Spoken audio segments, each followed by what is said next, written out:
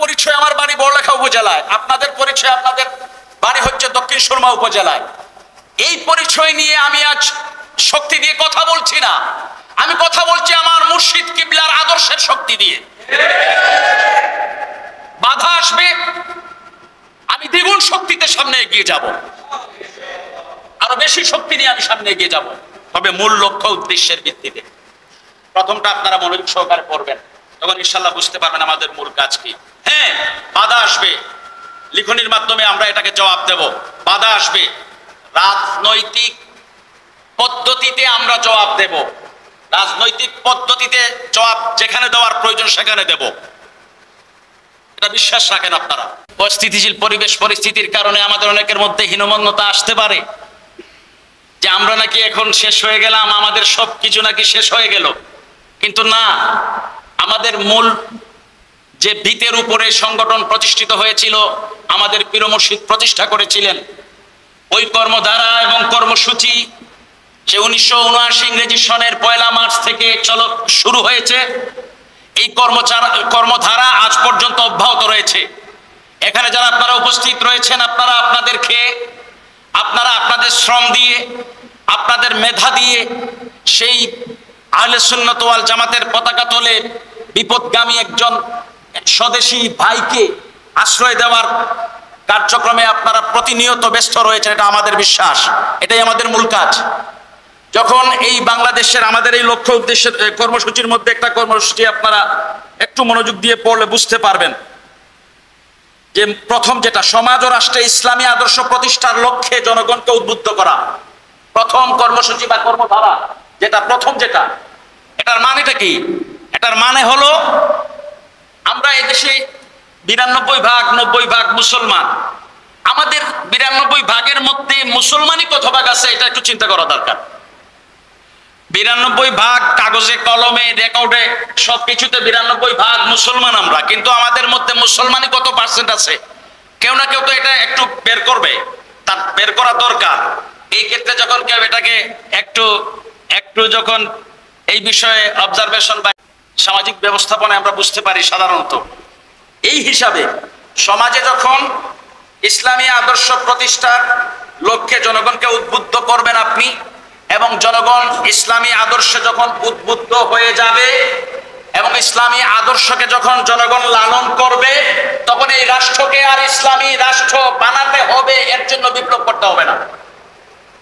বিপ্লবটা আমাদের চলবে যে এই সমাজে রাষ্ট্রে ইসলামী আদর্শ প্রতিষ্ঠা করা, এটাই আমাদের বিপ্লব।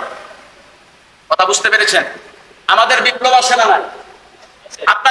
আমাদের বিপ্লব ইনকিলাব যেটা, সেটা চলমান, আমাদের বিপ্লবী কর্মধারা চলমান। আমাদের কাজ হচ্ছে, আমাদের মুজাহাদা হচ্ছে বিপদগামী মানুষ, ভ্রান্ত আকীদাপুষ্ট মানুষদেরকে ওই বিপদ থেকে ফিরিয়ে এনে আহলে সুন্নাত ওয়াল জামাতের আকীদা বিশ্বাসে প্রতিষ্ঠিত করার চেষ্টা চালানো, এটা হচ্ছে আমাদের কাজ।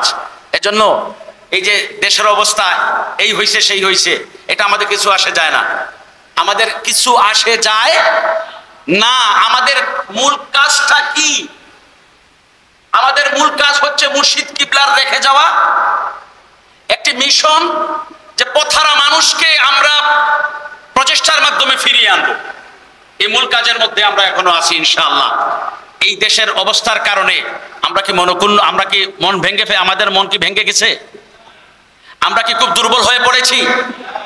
হ্যাঁ, বর্তমান প্রেক্ষাপট পরিবেশ পরিস্থিতির কারণে আমাদের প্রত্যেকের মনে এ কথা আসছে যে আমরা হয়তো বা বাধাগ্রস্ত হচ্ছি। আমরা ভেঙে পড়িনি, আমরা বাধাগ্রস্ত হচ্ছি, কোনো ক্ষেত্রে বাধাগ্রস্ত হচ্ছি, কিন্তু বাধাগ্রস্ত না হলে কর্মস্পৃহা বাড়ে না, এটা একটা সূত্র।